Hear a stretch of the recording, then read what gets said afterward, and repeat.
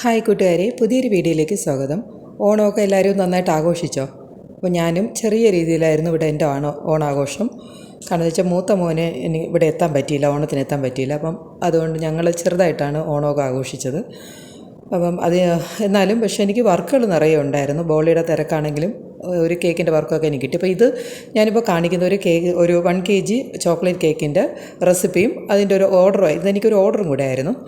അപ്പം ഓണത്തിന് തിരക്കിന് കിട്ടിയ ഒരു ഓർഡറാണ്. എന്നാലും എൻ്റെ ഒരു സ്ഥിരമായിട്ട് എനിക്ക് തരുന്ന ഞങ്ങളുടെ റിലേറ്റീവായ രമ്യയും ശ്രീമാറാണനും എനിക്ക് വിളിച്ച് തന്ന ഒരു ഓർഡറാണ്. അപ്പം എല്ലാ തിരക്കിൻ്റെ ഇടയിലും എനിക്ക് ആ ഓർഡർ എനിക്ക് കംപ്ലീറ്റ് ചെയ്യാൻ പറ്റിയിട്ടുണ്ടായിരുന്നു. അപ്പോൾ വേഗം തന്നെ നമുക്ക് വീഡിയോയിലേക്ക് കിടക്കാം. ഇത് 1 kg ചോക്ലേറ്റ് പുറമേ കാണുന്ന നോക്കണ്ട, എനിക്ക് റെഫറൻസ് പിക്ചർ തന്നത് അങ്ങനെയായിരുന്നു, അതുകൊണ്ടാണ് അങ്ങനെ ഇരിക്കുന്നത്.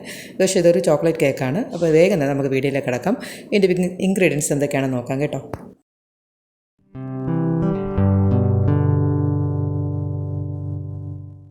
ഇതിനായിട്ട് 1/4 കപ്പ് മൈദ, പിന്നെ 3 table spoon dark cocoa powder, 1/4 cup പാല്, 3 മുട്ട, 1/4 ടീസ്പൂണ് ബേക്കിംഗ് സോഡയും 1 ടീസ്പൂൺ ബേക്കിംഗ് പൗഡറും, പിന്നെ 1/4 കപ്പ് പഞ്ചസാര, പിന്നെ വാനില എസൻസ്, പിന്നെ 1/4 കപ്പ് എണ്ണ. ഇത്രയാണ് ആവശ്യം.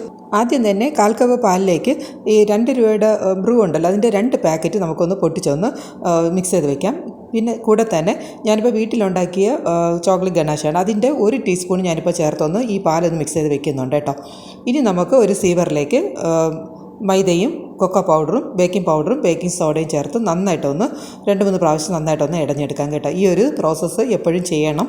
ചെയ്തില്ലെങ്കിൽ നമ്മുടെ കേക്ക് അങ്ങ് താഴ്ന്ന് കുഴിഞ്ഞു പോകും കേട്ടോ. ഇനി ഞാൻ ഇതുപോലത്തെ 2 ടിന്നാണ്, 7 ഇഞ്ചിൻ്റെ 2 ടിന്നാണ് ഞാനിപ്പം റെഡിയാക്കി വെക്കുന്നത്. ഇനി ഞാൻ പഴയ പോലെ തന്നെ സ്റ്റാൻഡ് മിക്സർ എടുക്കുകയാണ്. അതിലേക്ക് 3 മുട്ട ഒന്ന് പൊട്ടിച്ചൊഴിക്കുകയാണ്. ഒപ്പം തന്നെ വാനില എസൻസും പഞ്ചസാരയും ഞാനിപ്പോൾ ഈ സ്റ്റേജിൽ ചേർക്കുന്നുണ്ട്. സ്റ്റാൻഡ് മിക്സർ ആയതുകൊണ്ടാണ് ഇപ്പം ഞാൻ ഇങ്ങനെ ചേർത്തത്. ഇനി നന്നായിട്ടൊന്ന് ബീറ്റ് ചെയ്യാം. നല്ല സ്പീഡിട്ട് തന്നെ ബീറ്റ് ചെയ്യുന്നുണ്ട്.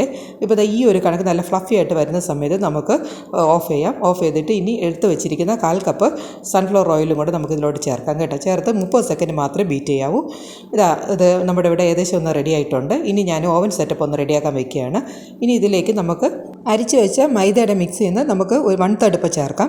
ചേർത്ത് അതൊന്ന് കട്ടൻ ഫോൾഡ് എന്നുള്ള ഇതിലോട്ടാക്കാം. ഇനി നമ്മൾ നേരത്തെ ബ്രൂ ഒക്കെ ഒന്ന് മിക്സ് ചെയ്ത് വെച്ച ആ പാലുണ്ടല്ലോ, അതാണ് നമ്മൾ ഇതിലോട്ട് ചേർക്കേണ്ടത്. അതും കൂടെ ചേർത്ത് ഒന്നുകൂടെ ഒന്ന് മിക്സ് ചെയ്ത ശേഷം നമുക്ക് സെക്കൻഡ് ബാച്ച് ഒന്ന് ചേർക്കാം കേട്ടോ. കൂടെ തന്നെ ഞാനിപ്പം ആ പാലൂടെ ഒന്ന് ചേർക്കുന്നുണ്ട്. ചേർത്ത് നന്നായിട്ടൊന്ന് മിക്സ് ചെയ്യുന്നുണ്ട്. ഇതിപ്പോൾ കട്ടൻ ഫോൾഡ് എന്നുള്ള രീതിയിൽ തന്നെ ചെയ്യണം കേട്ടോ. ഇനി നമുക്ക് ചോക്ലേറ്റ് കേക്ക് ആയതുകൊണ്ട് ഞാനിപ്പം അതിൻ്റെ വീട്ടിലുണ്ടാക്കിയ ഗണേശ് ഉണ്ടല്ലോ, അതിൽ നിന്ന് ഞാനിപ്പോൾ ഒരു ഏകദേശം 2 ടേബിൾ സ്പൂണോളം ഞാനിപ്പോൾ ഇതിലോട്ട് ചേർക്കുന്നുണ്ട്. അപ്പോൾ ഇത് നമുക്ക് കളറും കിട്ടും, ചോക്ലേറ്റിൻ്റെ ഒരു ഫ്ലേവർ നമുക്ക് കിട്ടും കേട്ടോ. അപ്പോൾ ഇനി നമുക്ക് ലാസ്റ്റ് ബാച്ച് നമുക്ക് ബാറ്ററും കൂടെ ചേർക്കാം കേട്ടോ. അതും കൂടെ ചേർത്ത് നന്നായിട്ടൊന്ന് കട്ട് ആൻഡ് ഫോൾഡ് എന്നുള്ള രീതിയിൽ നന്നായിട്ടൊന്ന് മിക്സ് ചെയ്ത ശേഷം ഞാനിപ്പോൾ 7 ഇഞ്ചിൻ്റെ 2 പാനാണ് റെഡിയാക്കി എടുത്ത് വെച്ചിരിക്കുന്നത്. അതിലേക്ക് നമുക്ക് പകുതി ഇതിപ്പോൾ ബാറ്റർ നമുക്ക് ഇതിലോട്ട് ഒന്ന് ഒഴിക്കാം കേട്ടോ. ഒഴിച്ചത് അടുപ്പം തന്നെ ഏകദേശം കളറുണ്ട്. ഇനി ഞാൻ ഓവൻ സെറ്റപ്പിൽ 2 ഒരുമിച്ച് വെക്കുകയാണ്. അതിപ്പോൾ കറക്റ്റായിട്ട് കണ്ടില്ല. ഇനി അടുത്ത് നമുക്ക് സോക്കിങ്ങിനുള്ള പാലാണ് റെഡിയാക്കാനുള്ളത്. അപ്പോൾ ഇനി ഒരു 1/2 കപ്പ് പാലിലേക്ക് 1/4 കപ്പ് പഞ്ചസാരയും പൊടിയും പിന്നെ ഈ ബ്രൂവിൻ്റെ ഒരു 2 പാക്കറ്റ് ഇപ്പോൾ ഞാനിപ്പോൾ അതും ചേർക്കുന്നുണ്ട്. അപ്പോൾ ബ്രൂവും ചോക്ലേറ്റും നല്ലൊരു കോമ്പിനേഷനാണ് കേട്ടോ. ഇനി നന്നായിട്ടൊന്ന് നമുക്കൊന്ന് ചൂടാക്കി ഒന്ന് വെച്ചേക്കാം. ഇവിടുത്തെ ഇപ്പോൾ കേക്ക് ഇപ്പോൾ ഏകദേശം ഒരു 50 മിനിറ്റ് ആയപ്പോഴത്തേക്ക് റെഡി ആയിട്ടുണ്ട്. ഇപ്പം ഞാനിപ്പോൾ ഒന്ന് കുത്തി നോക്കുന്നുണ്ട്. വേറെ മറ്റ് പ്രശ്നങ്ങളൊന്നുമില്ല. ഇപ്പോൾ നമുക്കൊന്ന് പുറത്തേക്ക് എടുക്കാം കേട്ടോ. അപ്പോൾ 2 പാൻ ഇപ്പോൾ ഒരുപോലെ 7 ഇഞ്ച് ആയതുകൊണ്ട് തന്നെ നമുക്ക് കറക്റ്റായിട്ട് ഒരേ ഇതിൽ തന്നെ കിട്ടും കേട്ടോ. ഇനി ഇതൊന്ന് നമുക്കൊന്ന് ഡീമോൾഡ് ചെയ്യാം. കറക്റ്റായിട്ട് തന്നെ വരുന്നുണ്ട്. നമുക്ക് വലിയ ബുദ്ധിമുട്ടൊന്നും ഇല്ലാതെ തന്നെ നമുക്ക് എടുക്കാൻ പറ്റിയിട്ടുണ്ട് കേട്ടോ. അപ്പോൾ ഈ കളർ നമുക്ക് ഇതാണ് ആവശ്യം കേട്ടോ. ചോക്ലേറ്റ് എന്ന് പറയുമ്പോൾ ഈ ഒരു കളർ നമുക്ക് കറക്റ്റായിട്ട് കിട്ടുകയാണ്. അതിനാണ് നമ്മൾ ചോക്ലേറ്റ് ഗനാഷൊക്കെ കിട്ടി നല്ല പതുപതായിട്ട് തന്നെ ഇരിക്കുന്നുണ്ട് കേട്ടോ. ഇനി നമുക്കിതൊന്ന് ഇതൊന്ന് കട്ട് ചെയ്യാം. അപ്പോൾ ഞാനിപ്പോൾ 2 ഒന്ന് കട്ട് ചെയ്യുന്നുണ്ട്. അപ്പോൾ നമുക്ക് 4 പീസ് കിട്ടും കേട്ടോ. 4 ലെയർ നമുക്ക് കിട്ടും. ഇത് ആദ്യത്തെ ഒന്ന് കട്ട് ചെയ്തിട്ടുണ്ട്. ഇനി സെക്കൻഡും നമുക്കൊന്ന് കട്ട് ചെയ്തെടുക്കാം. അപ്പോൾ ഇതുപോലെ ഇതൊന്ന് കറക്കിയാൽ മതി. അപ്പോഴേക്കും കറക്റ്റായിട്ട് നമുക്ക് കിട്ടും കേട്ടോ. ആ ടേബിളൊന്ന് കറക്കിയാൽ മതി. ഇതിപ്പോൾ റെഡി ആയിട്ടുണ്ട്. 4 പീസ് നമുക്ക് റെഡി ആയിട്ടുണ്ട്. ലെയറും കിട്ടും. ഇനി നമുക്ക് 4 ലെയർ നമുക്കൊന്ന് വെറ്റ് ചെയ്യണം. അതിന് നമ്മൾ നേരത്തെ റെഡിയാക്കിയ ആ കോഫിയുടെ സിറപ്പ് കൊണ്ടാണ് ഞാനിപ്പം 4 ലെയറും ഒന്ന് വെറ്റ് ചെയ്യുന്നത് കേട്ടോ. ഇതുപോലെ കറക്റ്റായിട്ടൊന്ന് വെറ്റ് ചെയ്ത് നമുക്ക് എടുക്കാം.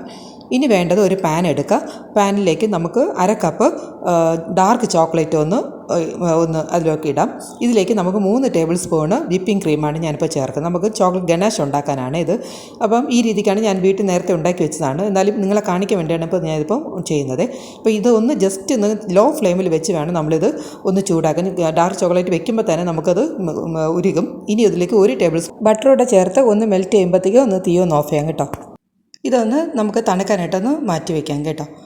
ഈ ഒരു കണക്കാണ് നമുക്ക് വേണ്ടിയത്.